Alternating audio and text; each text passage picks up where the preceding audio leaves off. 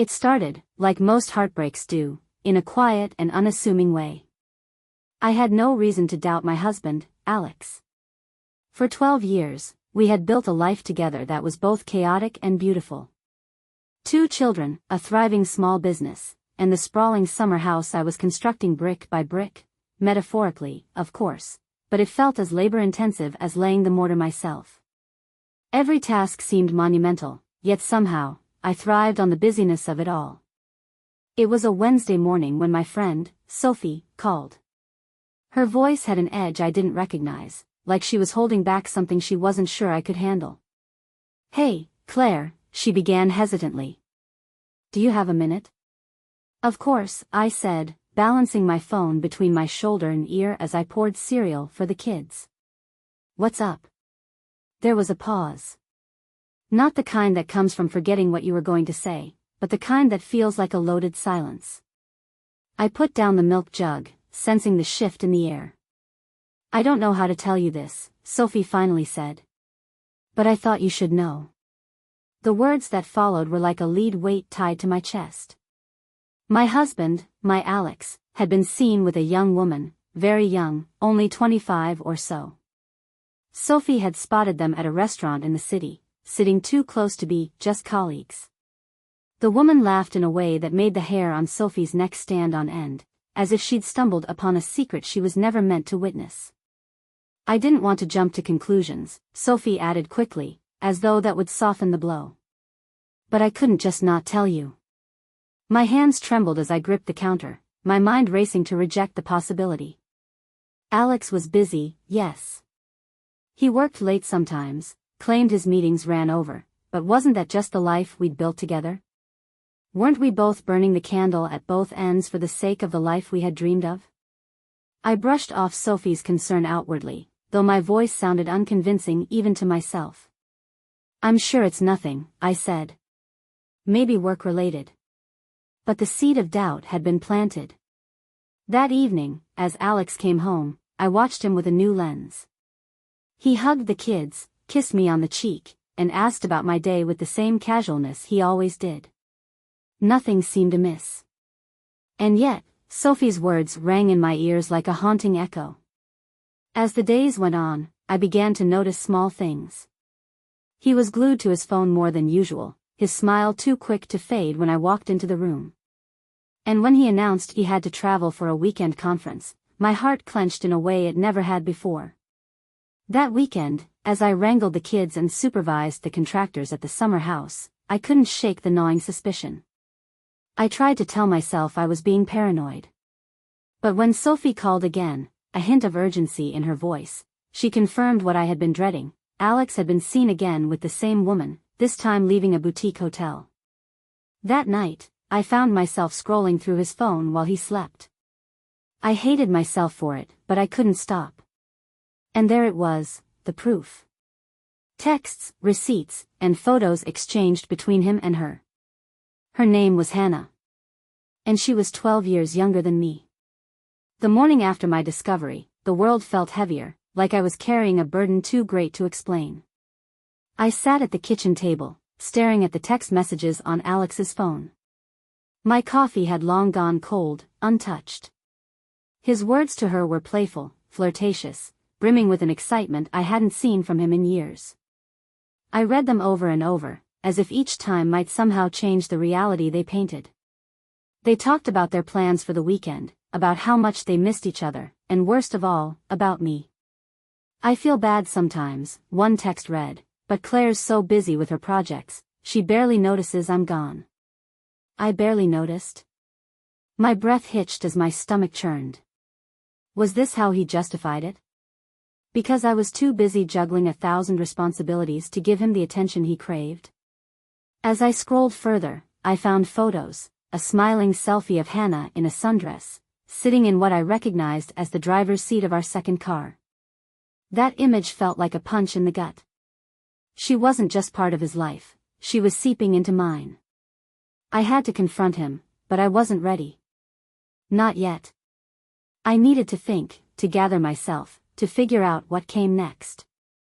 That day, as Alex went about his routine, oblivious to my inner turmoil, I felt like I was living in two realities. On the surface, I was the supportive wife, the dedicated mom. Underneath, I was unraveling. Sophie came over in the afternoon. She had insisted, claiming I shouldn't be alone. When she arrived, I couldn't hold it in any longer. "He's cheating," I said, the words tumbling out before I could stop them. Her face fell, but she wasn't surprised. "Oh, Claire," she murmured, pulling me into a hug. The dam broke. Tears I didn't know I was holding back came rushing out. I saw the texts, Sophie. I saw everything. He even brought her into our car. Her hands tightened around mine, her voice steady. "You're stronger than this. You'll get through it." "But what do I do?" I asked, my voice shaking. "I've built my whole life around him, around us. The business, the house, the kids." Sophie didn't have an answer, but her presence was enough to keep me from spiraling completely. That evening, I decided to test him. I asked how his conference had gone, watching his face closely for any flicker of guilt. But Alex was a master of deceit, it seemed. He smiled easily, gave me vague details about the speakers, and kissed me on the forehead like nothing had changed. The audacity of it all sent a wave of fury through me. How could he sit across from me, in the home we built together, and lie so effortlessly? I needed more than anger. I needed a plan. Later that week, as Alex left for another late meeting, I followed him. It wasn't hard. He didn't bother being discreet, probably assuming I'd never suspect him. I parked 2 streets over, watching as he walked into a cozy bistro and met her. They laughed, their heads close together over a candlelit table.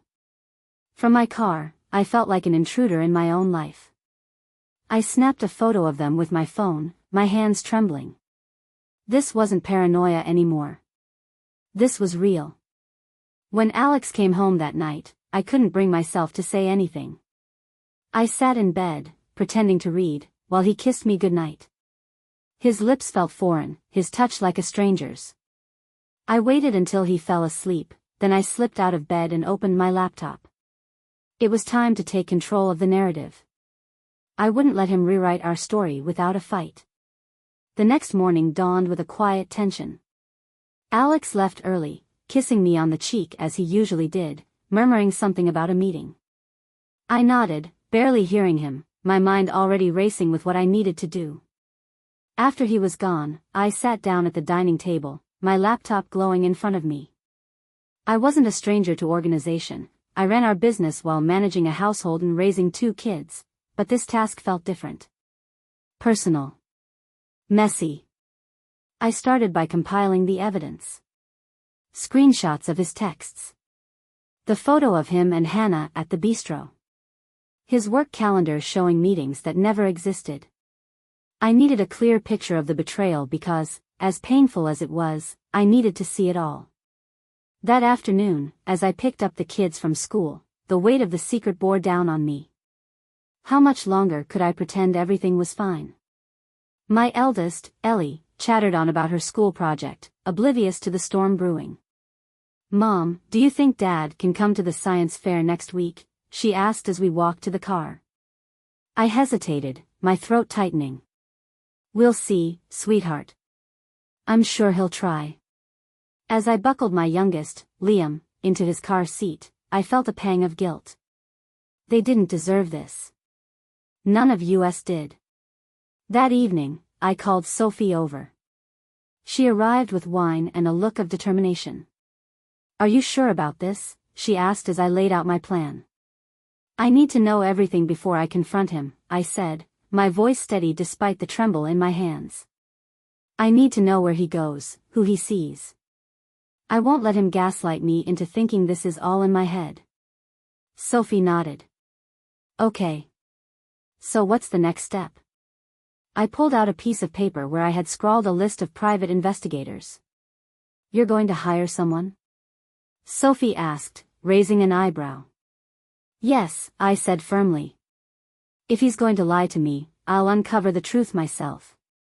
The investigator's name was Laura, and she came highly recommended. We met the next day at a small coffee shop, far from where anyone might recognize me. Laura was sharp and no-nonsense, her dark hair pulled back into a tight ponytail. "I've handled cases like this before," she assured me, her voice calm but firm. "If he's cheating, I'll find out."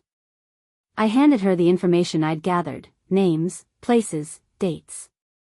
It felt surreal to see my marriage dissected into bullet points, a case file instead of a life.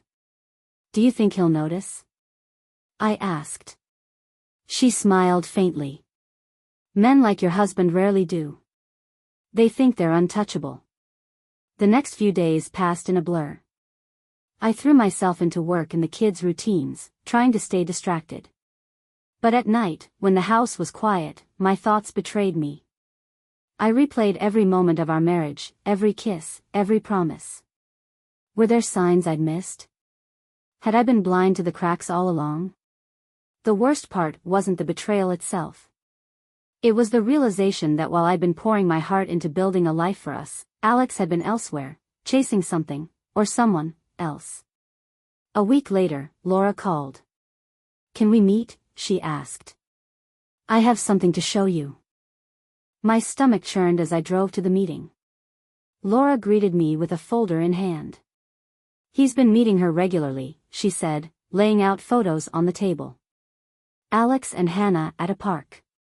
Alex holding her hand as they strolled along a riverbank. Alex kissing her in the doorway of her apartment. I felt like the air had been sucked out of the room. Seeing it laid bare, undeniable, was a blow I wasn't prepared for. "And this," Laura said, pulling out a credit card statement. "He's been paying for her apartment. The lease is in her name, but the payments trace back to him."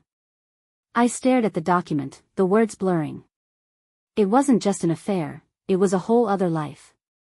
"What do you want to do now?" Laura asked gently.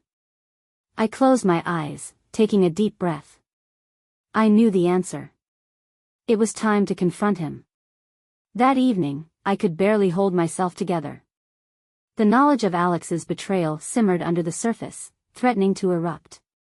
He arrived home around his usual time, a bag slung over his shoulder, his face glowing with the same charming ease that had once drawn me to him. "Hey, sweetheart," he said, leaning down to kiss me on the cheek. I didn't flinch, but I didn't respond either. If he noticed, he didn't show it. Dinner was tense, at least for me. Alex laughed with the kids, asked Ellie about her science fair project, and even helped Liam with his carrots, pretending they were rockets landing on the moon, of his plate. I watched him, forcing a smile when necessary, wondering how someone could live such a double life. When the kids were finally asleep, I made my move. I had rehearsed this moment in my head for days, but as I followed Alex into the living room, my hands shook despite my resolve. "Alex, we need to talk," I said, my voice tight. He glanced at me, a flicker of concern crossing his face. "Sure. What's up?" I held up my phone, pulling up the photo of him and Hannah at the bistro. "This." His expression froze, and for a moment, the charming mask slipped. What is that?" "You know what it is," I said, my voice gaining strength. "Don't lie to me, Alex. I've seen the texts. The photos. I know about Hannah." He stood there, caught between denial and defense. "Claire, it's not what it looks like," he started, his tone pleading. "Don't," I snapped, my anger spilling over. "Don't insult me with excuses. You've been lying to me for months. While I was building a life for us, you were off with her, playing house." Alex ran a hand through his hair, frustration flickering in his eyes. "I didn't mean for this to happen," he said, his voice low. It just did." I laughed bitterly. "That's the best you've got? It just happened? You didn't mean to text her, take her out, pay for her apartment? Do you have any idea what you've done to us?" He opened his mouth, then closed it again, as if realizing there was no explanation that could justify his actions. The argument dragged on for what felt like hours. Every time he tried to deflect or justify, I brought him back to the evidence. The texts, the receipts, the lies. He finally sank onto the couch, his head in his hands. I don't know what to say, he admitted. You don't have to say anything, I replied coldly. I've already made up my mind. I'm done, Alex. We're done. His head shot up, panic flashing in his eyes. Claire, wait. Let's talk about this. We can fix it. Fix it? I repeated, incredulous. Do you even hear yourself? This isn't a crack in the wall that we can patch up. You've been living a double life, Alex. There's no coming back from that. I didn't let him sleep in our bedroom that night. Instead, I handed him a blanket and pointed toward the guest room. Enjoy the couch, I said icily. I spent the night in bed, staring at the ceiling, the weight of what had happened pressing down on me. Part of me wanted to scream, to cry, to throw something. But another part of me, the part that had always been practical, steady, knew I had to stay strong. For the kids. For myself. The next morning, Alex tried to talk to me again, but I shut him down. Save it for the lawyers, I said, grabbing my keys. Later that day, I called Sophie. When she picked up, I didn't even bother with pleasantries. I confronted him, I said. And, she asked cautiously. He admitted it. All of it. There was a pause. What are you going to do now? I sighed, the weight of the decision heavy on my shoulders. I'm going to file for divorce, I said finally. This marriage is over. Filing for divorce wasn't a decision I made lightly. It felt like stepping into the unknown, abandoning the life I'd built piece by piece over the last 12 years. But after Alex's betrayal, staying together wasn't an option. The illusion of our marriage was shattered beyond repair, and I owed it to myself, and to the kids, to move forward. The next morning, I sat down at the kitchen table with a notebook, outlining everything I needed to do. My life had been a careful balancing act of raising children, managing our business, and planning for the future. Now, I had to reimagine all of it without Alex in the picture. That evening, Alex came home early, something he rarely did. He lingered awkwardly in the doorway, as if unsure whether he was welcome. Can we talk? He asked, his voice hesitant. I didn't look up from my laptop. I don't see what's left to talk about.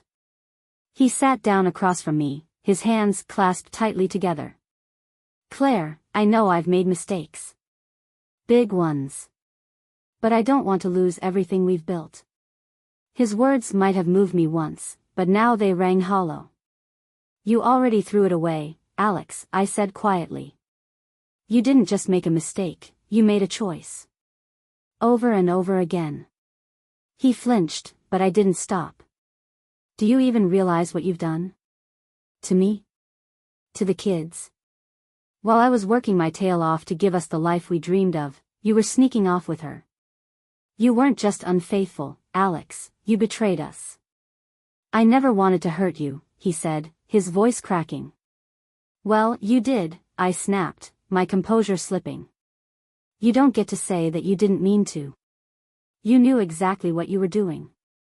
The next few weeks passed in a blur of paperwork and painful conversations. I filed for divorce, secured an attorney, and started the process of dividing our assets. Alex offered little resistance, perhaps realizing he had no moral ground to stand on. The hardest part was explaining things to the kids. Ellie was old enough to sense that something was wrong, but Liam was blissfully unaware. One night, as I tucked them into bed, Ellie looked at me with wide, worried eyes. Is Dad mad at us? She asked softly. My heart broke. Oh, honey, no, I said, wrapping her in a hug. This isn't about you or Liam. Dad and we can't live together anymore. She frowned. But why? How could I explain the truth without shattering her world? Sometimes, grown-ups make mistakes, I said finally. And when that happens, they need to figure out how to fix them. But I promise, no matter what, Dad and I both love you so much. In the weeks that followed, I started to reclaim parts of myself that I hadn't realized I'd lost. I spent time with friends, threw myself into my work, and focused on the summer house project. It became a sanctuary for me, a tangible symbol of the new life I was building. Alex, meanwhile, moved into a small apartment across town. His visits with the kids were sporadic at best. Some weekends, he'd cancel last minute, claiming he was swamped with work. I suspected Hannah was the real reason, but I didn't press him on it. The kids noticed, though. One Friday evening, Ellie looked up from her coloring book and said, "Dad's not coming, is he?" I hesitated, unsure how to answer. "He had something come up," I said carefully. Ellie set down her crayons, her face a mix of disappointment and quiet understanding. "It's okay, Mom," she said. "We don't need him to have fun." Her words were a bittersweet reminder of how resilient children could be, and how much I needed to be strong for them. One afternoon, Sophie and I sat on the porch of the summer house, watching the contractors work. "How are you holding up?" she asked, handing me a mug of tea. "Some days are harder than others," I admitted. "But honestly, I'm starting to feel free." Sophie smiled. "You've been through hell, Claire. You deserve to feel free." I nodded, staring out at the construction. The house was coming together beautifully, a mix of cozy charm and modern design. It felt like a metaphor for my life, messy and incomplete, but full of potential. "I think this place is going to be my fresh start," I said. Sophie raised her mug. "Here's to fresh starts." A few weeks after Alex moved out, I received a call from an unexpected source. It was Laura, the private investigator I'd hired. Her voice was calm, but there was a weight to her words. "Claire, I thought you'd want to know," she began. "I've uncovered something more." "More?" My heart sank as she explained. Beyond the affair, Alex had been siphoning money from our joint business account. It wasn't glaringly obvious, small amounts here and there, camouflaged as legitimate expenses. But over time, it added up. "He's been funding her lifestyle," Laura said. "Gifts, dinners, even trips. It's all there in the records." I gripped the phone tightly, the betrayal cutting even deeper. The business wasn't just a source of income, it was a labor of love, something we had built together from the ground up. "How much are we talking about?" I asked, my voice barely a whisper. "Enough to warrant a conversation with your lawyer," Laura replied. That evening, I went through our business finances with a fine-tooth comb. Sure enough, there were discrepancies that lined up with Laura's findings. Alex hadn't just betrayed me emotionally, he'd jeopardized the business, the very foundation of our family's security. I confronted him the next day. We met at a neutral location, a coffee shop on the other side of town. I didn't want to have this conversation at home, where the kids might overhear.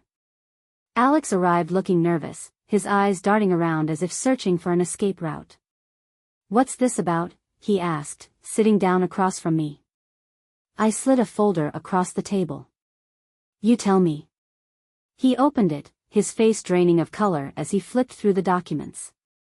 "Claire, Don't," I interrupted sharply. "Don't you dare try to justify this. I trusted you, Alex. I trusted you with our life, our business, and this is what you do." "It wasn't like that," he stammered. I needed to keep up appearances." Hannah, I spat, cutting him off. "She's not my concern anymore. What you've done to this family is." He hung his head, the weight of his actions finally seeming to register. "I'll pay it back," he said weakly. "You're damn right you will," I said, my voice trembling with anger. "I've already spoken to my lawyer. This isn't just about the divorce anymore. You've crossed a line, Alex." In the weeks that followed, I leaned heavily on my lawyer, ensuring the financial side of things was handled with precision. Alex agreed to repay the misappropriated funds, though it was clear he was scrambling to keep up with the demands. Meanwhile, I poured my energy into the summer house. It became my sanctuary, a physical manifestation of my resilience. Each nail hammered, each brushstroke of paint felt like a small victory, a step toward reclaiming my independence. The kids and I spent weekends there, escaping the chaos of the divorce proceedings. Ellie and Liam loved exploring the sprawling property, their laughter echoing through the unfinished halls. "Mom," Ellie said one evening as we sat on the porch, watching the sun dip below the horizon, "do you think we'll live here someday?" I smiled, brushing a strand of hair from her face. "I think we just might." One afternoon, as I was unpacking boxes at the summer house, Sophie showed up unannounced, a bottle of wine in hand. "I figured you could use a break," she said with a grin. We sat on the porch, the wine flowing as the conversation turned to Alex. "So, what's his next move?" Sophie asked, swirling her glass. I shrugged. "Who knows? He's still with Hannah, as far as I know. But honestly, I don't care anymore. He's not my problem." Sophie raised her glass. "To moving on." "To moving on," I echoed, clinking my glass against hers. But moving on was easier said than done. There were still moments when the weight of it all hit me, when I'd stumble upon an old photo or hear a song that reminded me of the life we once had. One night, as I lay awake in bed, I scrolled through my phone, landing on a photo of Alex and me from years ago. We were at a beach, smiling and carefree. I stared at it for a long time before finally deleting it. It was time to let go. Summer crept in slowly, bringing with it a quiet sense of renewal. The kids and I had fully embraced the rhythm of the summer house, spending our weekends there and leaving behind the weight of the city. The fresh air, the open space, it felt like freedom. One afternoon, as I sat on the porch watching Ellie and Liam chase fireflies, my phone buzzed on the table. It was an email from Laura, the investigator. Subject: additional findings.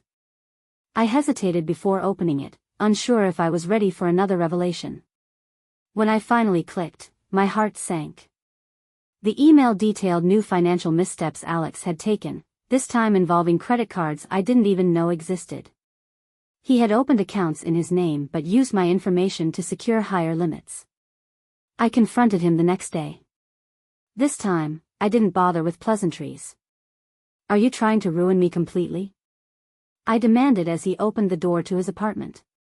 "What are you talking about?" he asked, his face pale. I held up the printed email. "This. You've been using my name to fund your lifestyle with her.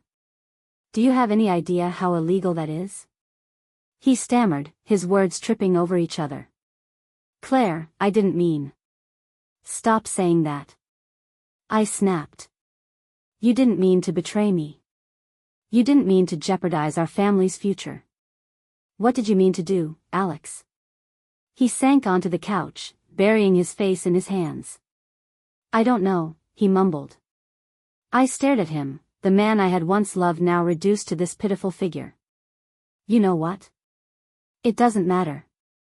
I've already contacted the bank. The accounts are being investigated. This isn't just a divorce anymore, Alex, it's a legal battle. And I'm ready for it."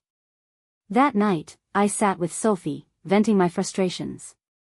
"He's not just selfish, he's reckless," I said, pacing the room. "I don't even recognize him anymore." "He's desperate," Sophie said gently. "And people do stupid things when they're desperate." "Well, I'm done cleaning up his messes," I replied firmly. "He can deal with the consequences." Despite the chaos Alex continued to bring into my life, I found solace in the small victories. The summer house was nearly complete, a tangible representation of the future I was building for myself and the kids. One evening, as I watched the sunset from the porch, Ellie climbed into my lap, wrapping her arms around my neck. "I like it here," she said softly. "Me too," I whispered, kissing the top of her head. It was moments like these that reminded me why I was fighting so hard. A few weeks later, I received a call from my lawyer. The investigation into Alex's financial misdeeds had turned up enough evidence to take legal action. "We can push for full custody," my lawyer said. It's clear he's not acting in the best interests of the children.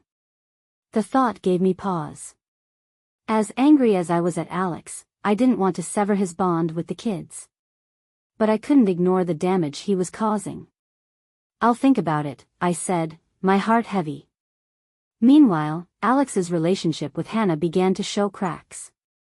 According to Laura, the investigator, Hannah had started demanding more time, more attention, more money. The honeymoon phase of their affair was fading, replaced by the harsh realities of real life. One day, as I dropped the kids off for a scheduled visit with Alex, he looked more haggard than I'd ever seen him. "You okay?" I asked, surprising even myself. He shrugged. "Just, a lot going on." I didn't press him. It wasn't my problem anymore. That weekend, as I sat on the porch of the summer house, a wave of peace washed over me. For the first time in months, I felt like I could breathe again. I looked out at Ellie and Liam playing in the yard, their laughter carrying on the breeze. This was my life now, imperfect, challenging, but mine. And I was finally ready to embrace it. It was a crisp morning at the summer house when I received the call that would mark the beginning of a significant shift. My lawyer informed me that Alex had reached out to negotiate a settlement. He's willing to sign over the house and a majority of the business assets in exchange for reducing his financial obligations, she explained. I paused, processing the information. Was this guilt? A desperate attempt to clean up his mess? Or was it Hannah whispering in his ear, urging him to cut ties and move on? Whatever the reason, it didn't matter. This was my opportunity to secure a future for myself and the kids, and I wasn't going to waste it. "Let's do it," I said firmly. The negotiations were surprisingly smooth. Alex, though defeated, seemed eager to finalize the divorce. He agreed to the terms without much argument, handing me the reins to the life we had built together. By the end of the week, the paperwork was signed, and just like that, our 12-year marriage was reduced to a legal document. I sat in my car outside the courthouse, staring at the papers in my lap. Part of me felt relief, but another part, smaller, quieter, grieved for what could have been. That evening, Sophie came over with a bottle of champagne. "To freedom," she said, raising her glass.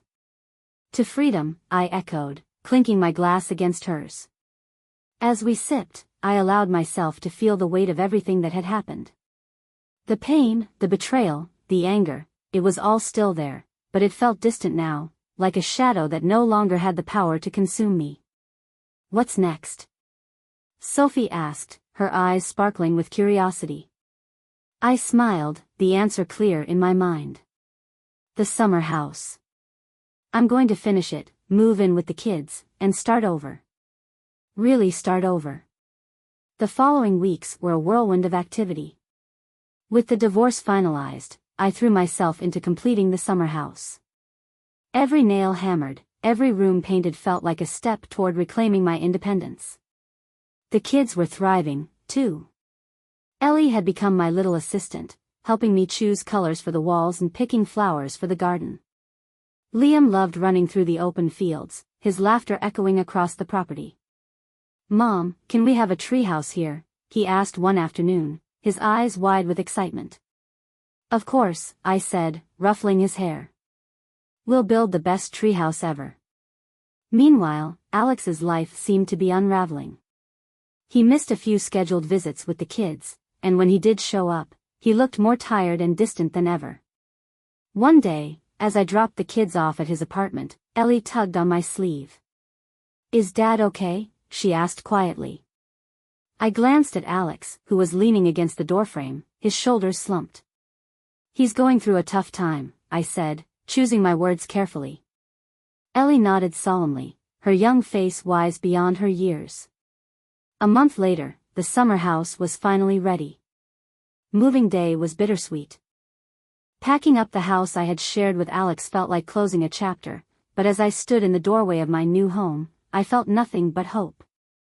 The kids ran through the house, exploring every corner with boundless excitement. "This is it," I said to myself, watching them from the porch.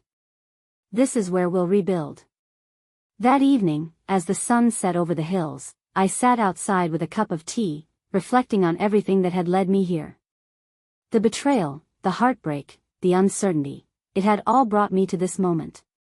I wasn't naive enough to think the road ahead would be easy, but I was ready to face whatever came next.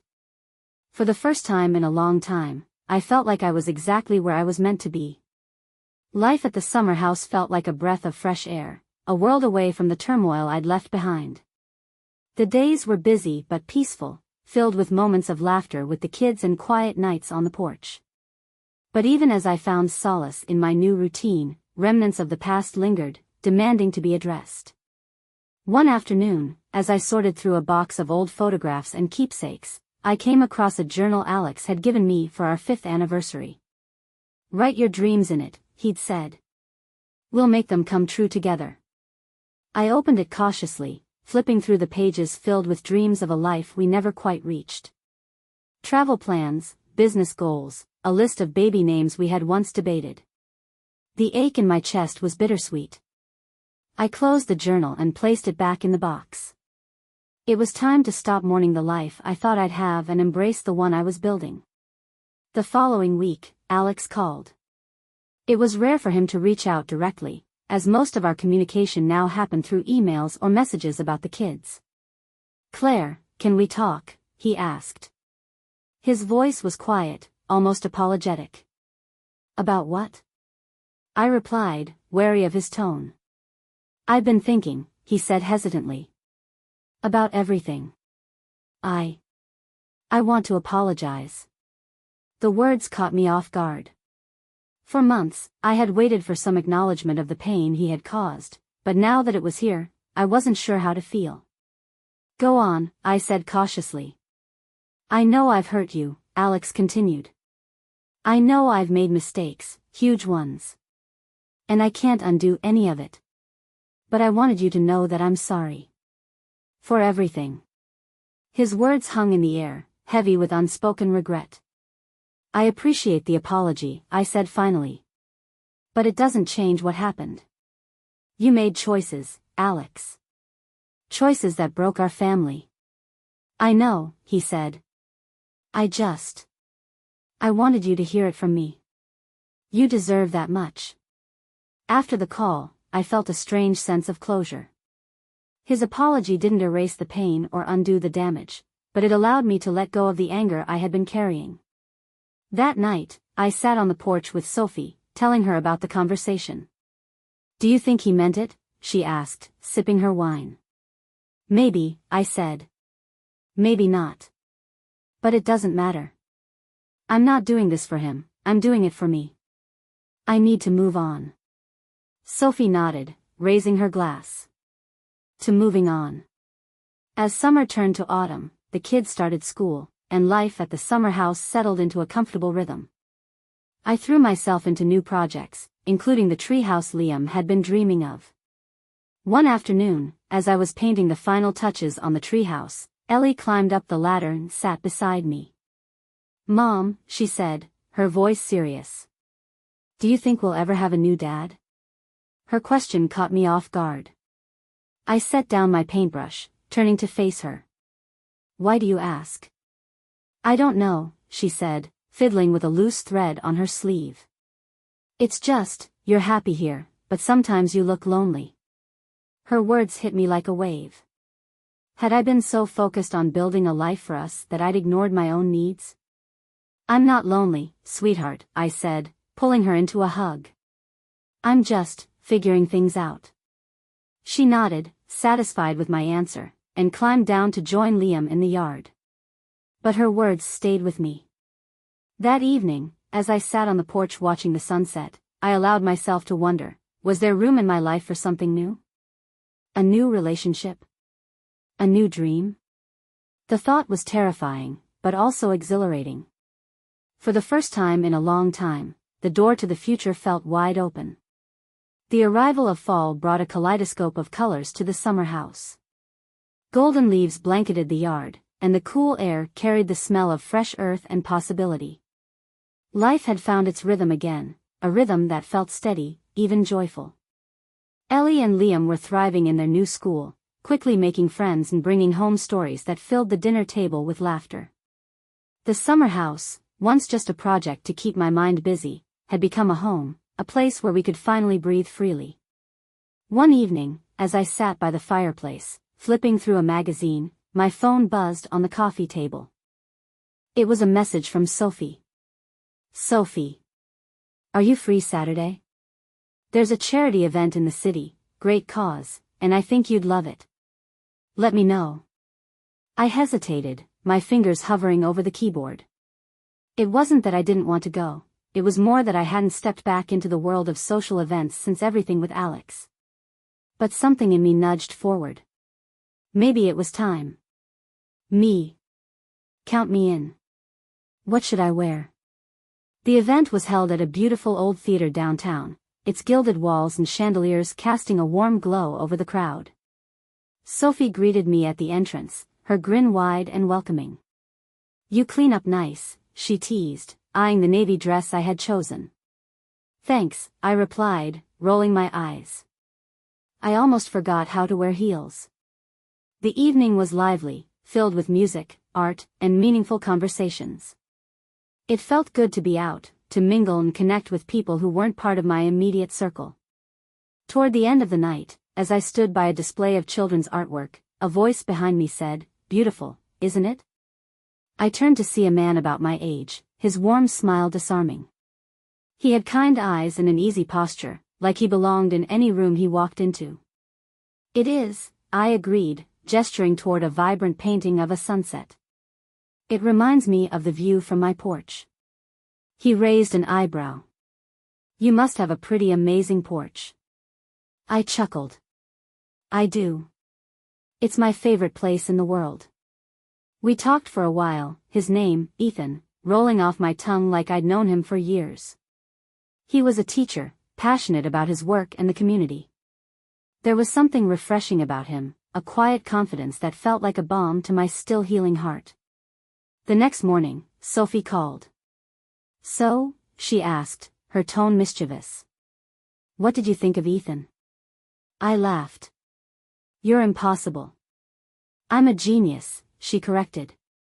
And you're welcome. Nothing happened, I said, though my cheeks warmed at the memory of our conversation. Yet, Sophie quipped. But he asked about you after you left. Just saying. Over the next few weeks, Ethan and I exchanged a few messages, starting with a casual, "It was great meeting you," and evolving into long conversations about books, parenting, and life. He wasn't pushy, which I appreciated. He seemed to understand that I was taking my time, finding my footing again. One weekend, he offered to help with the kids' treehouse. You can trust me with a hammer, he joked. I build desks for a living, you know. The kids adored him almost immediately. Ellie peppered him with questions about his favorite books, while Liam showed off his latest drawings. Watching them together stirred something in me, a hope I hadn't dared to feel in months.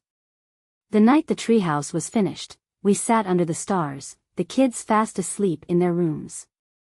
Ethan and I talked about everything and nothing, the easy rhythm of our conversation wrapping around us like a warm blanket. At one point, he turned to me, his expression serious. You've been through so much, he said quietly. But you're one of the strongest people I've ever met. I looked at him, his words sinking deep. For the first time in what felt like forever, I believed it. As the weeks turned into months, Ethan became a part of our lives, not a replacement for what was lost, but a reminder of what could be. Alex, though still present in the kids' lives, faded into the background of mine. I no longer needed his apologies or explanations. My focus was on the future, and the possibilities it held. One evening, as the kids and I sat on the porch, watching another breathtaking sunset, Ellie leaned against my shoulder. Mom, are we happy now? She asked, her voice soft. I smiled, kissing the top of her head. Yeah, sweetheart. I think we are. As the sun dipped below the horizon, painting the sky in hues of gold and pink, I felt it, a quiet, unshakable certainty. We were going to be okay. The end.